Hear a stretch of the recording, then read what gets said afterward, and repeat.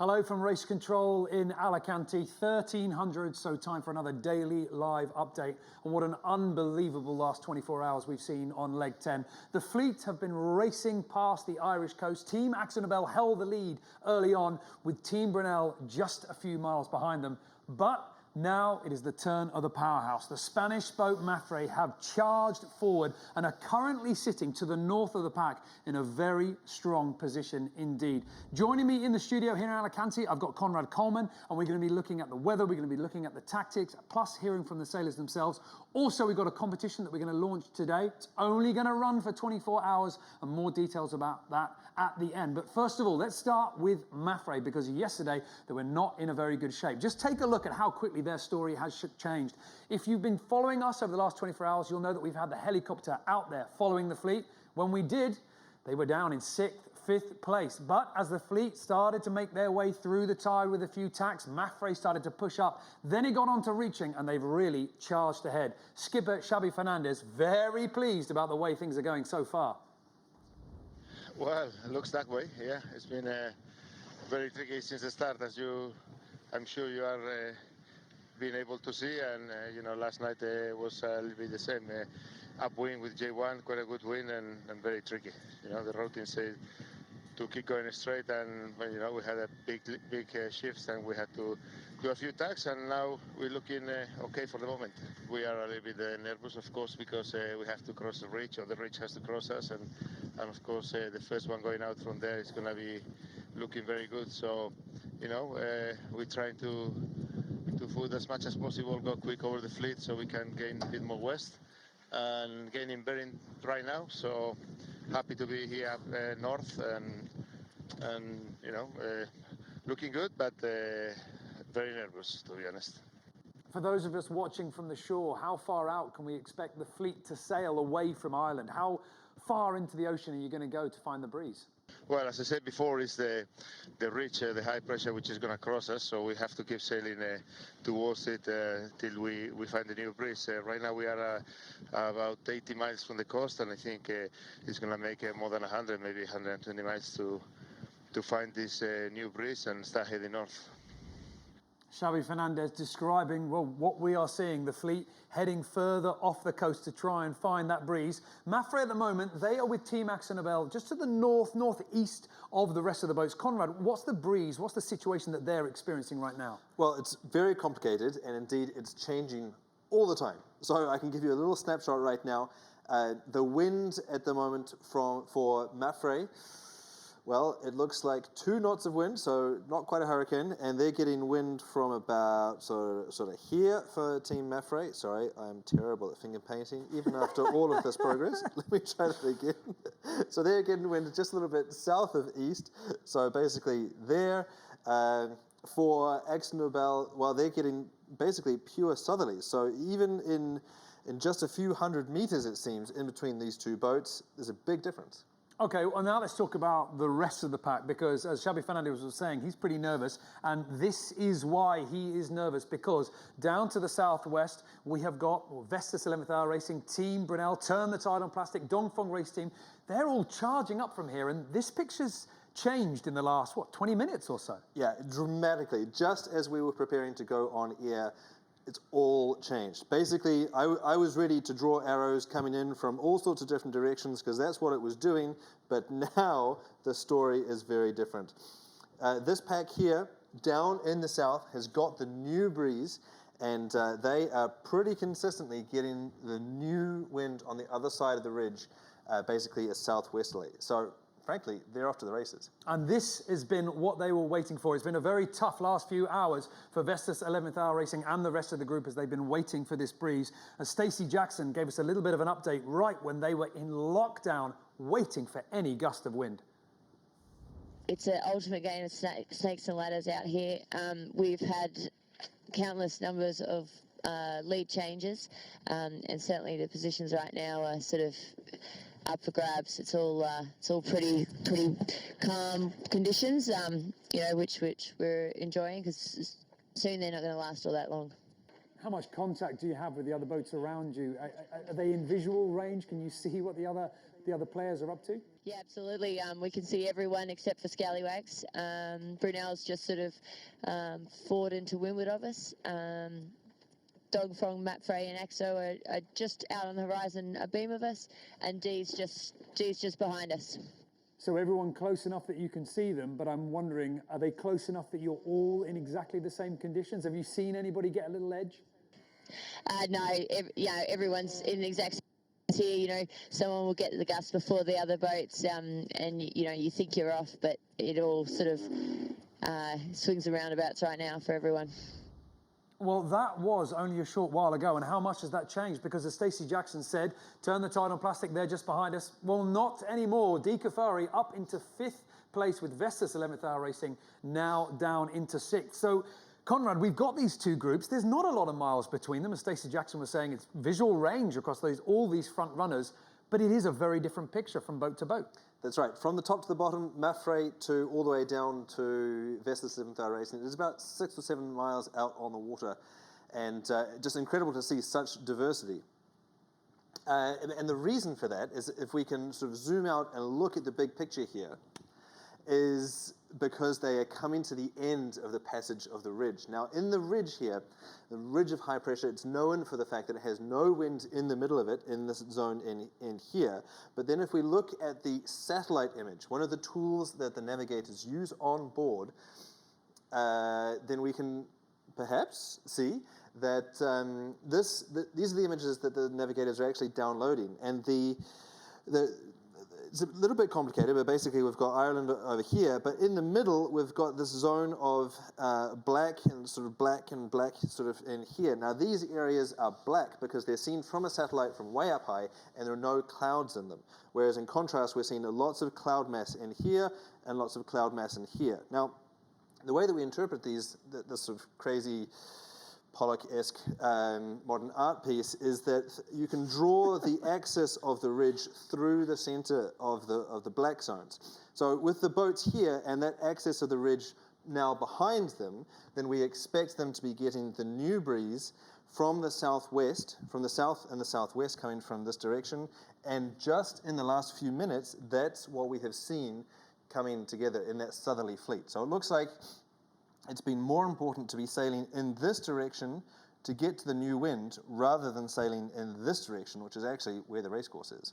Well, let's pick out another boat out there at the moment. Let's go back down and have a little bit of a look at that fleet, because on the virtual eye, if we can have a little bit of a look at it right now, Dongfong Race Team, their track in red, and the Chinese team has positioned themselves between the two groups. Now, it's worked out quite well for them. In the last half an hour, 45 minutes, they have joined in with that southwestern group. And look at how strong they're looking right now. They're ranked 4th, but so important to remember that these rankings are gauged on distance to the finish. It's not about who's in the best position. And I'm sure that, well, Charles Cordrelli will be pretty happy about the way things are going right now, but there is still a question mark as to exactly what their game plan is and to exactly what is they're going to be their way that it's going to work out. Team Axon Nobel with Jules Salter as navigator, they've been keeping a very close eye on them, and they've been asking some big questions themselves.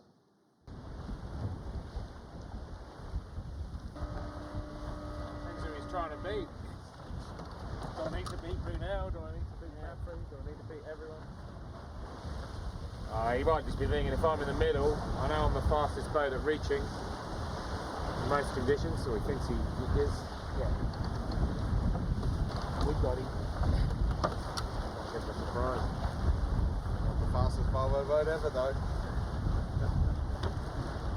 Team Axon Nobel reminding everybody that they are indeed officially the fastest Volvo ocean boat ever. But as they say, Dongfeng Race Team does have a very strong reputation for being quick on a reach. And Conrad, I know that you are flagging up the fact that this is going to be very important in the next couple of days. I'll ask you a little bit more about that later. But one team that we haven't talked about much right now, Sun Hun Kai Scallywag, they have not had the perfect start to leg 10. I mean, just take a look at how early on they ran into trouble.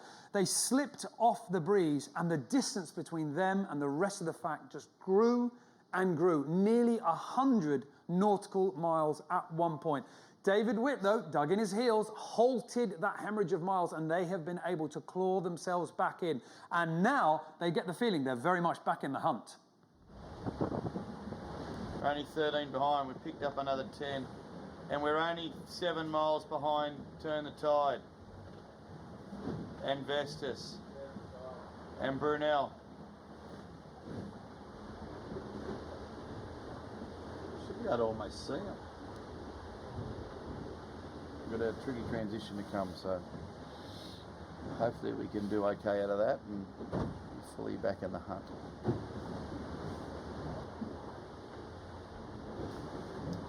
We have 979 miles to go, and the leader has 966. So you would say that it could be anyone's game now, but we did lose 100 miles very quickly, didn't we? So it's good we got it back. It's been a bit demoralising, just you're still 100 miles ahead all the time, you know. So.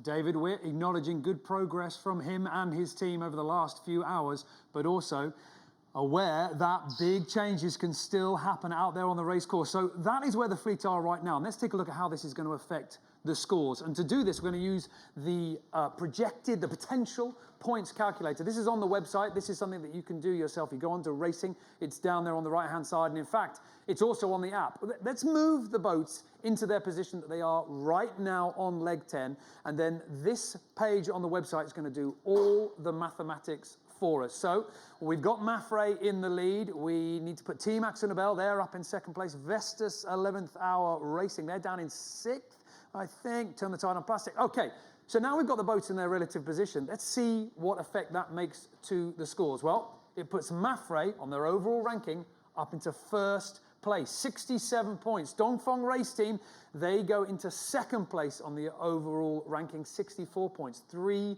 points behind. It was only a single point going into this leg. But what about Team Brunel? Well, right now, this is really bad for them. It's going to push them down into third. No real change there, but look at the points.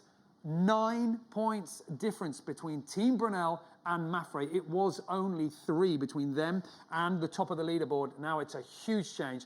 And Team Axonabel really close up to them in 4th place. Okay, so Conrad, we've seen some big changes. That's what's at stake at the moment. But I'm guessing you're going to tell us as we look forward that this is all going to change pretty quickly. Well, it's changed in the last few minutes, and it's certainly going to change in the next couple of days. If we look at this overall position here, we can see that again, I've been talking a lot about this, the axis of the high pressure is there, and then there's new breeze coming up in the future here. So this is what's coming up. Let's look at how this plays out. If we turn on the magic crystal ball, we can see overlaying the weather over the projected positions and speeds of the boats. So we can see that once they get up over the top of Scotland, they're going to be sailing in beautiful reaching conditions. And they've been sailing fast up until that point, but it's going to get pretty spicy from here on out. Once they get up across Scotland and into the North Sea, well, there's frankly an epic depression sitting right here.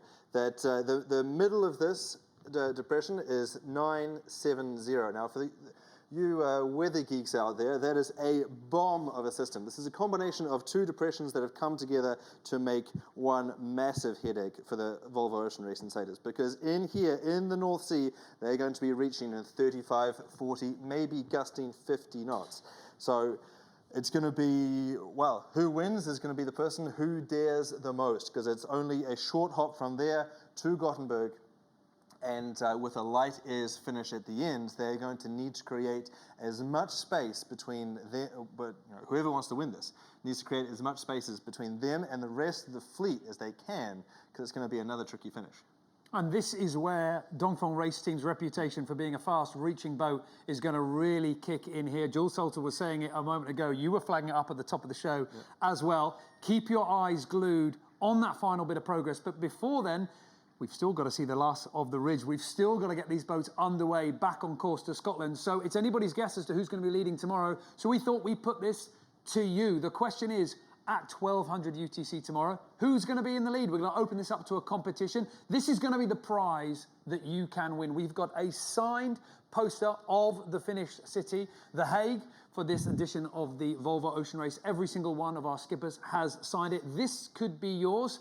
All you've got to do is let us know who you think is going to be in the lead tomorrow by 1200 UTC. Not quite that simple. We also need a little bit more information because there's only 7 boats out there, so we're going to get a lot of ties. To split that tie, we want to know what is going to be their advantage over second place. Who's going to be in the lead and by how many miles relative to distance to the finish. You can enter commenting on this video, Facebook or YouTube using these hashtags depending on who you think it is. For Team Brunel, put in the hashtag, then add the number of miles that you think they're going to have in the bag over second place.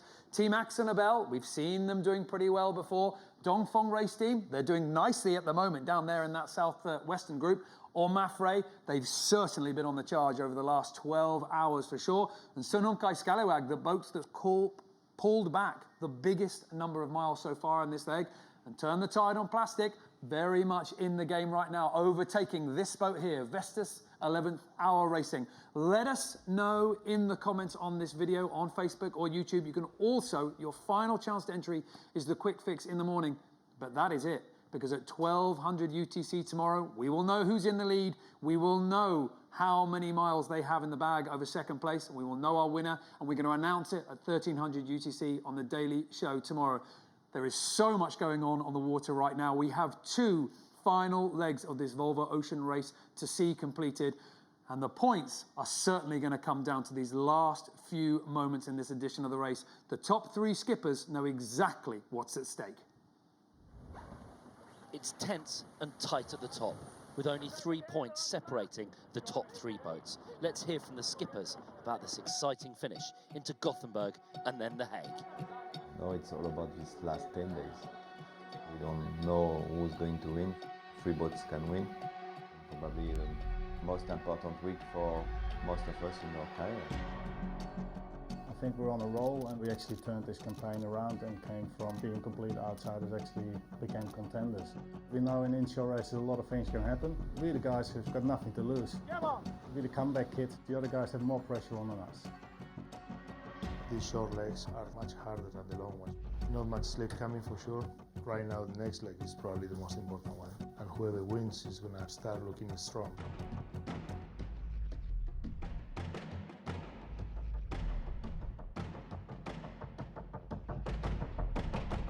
It's a lot of corners, a lot of currents, wind. It's going to be light, hard to catch up as well if you are behind. So, 3 of us are now fighting all the way to the end for this Volvo. It's a dream, and if we can achieve it all together, it will be fantastic, and maybe we'll never be in such good positions. In 3 campaigns I've been second, so they've been close, but we're going to do it this time. If you want to beat us, you will have to fight.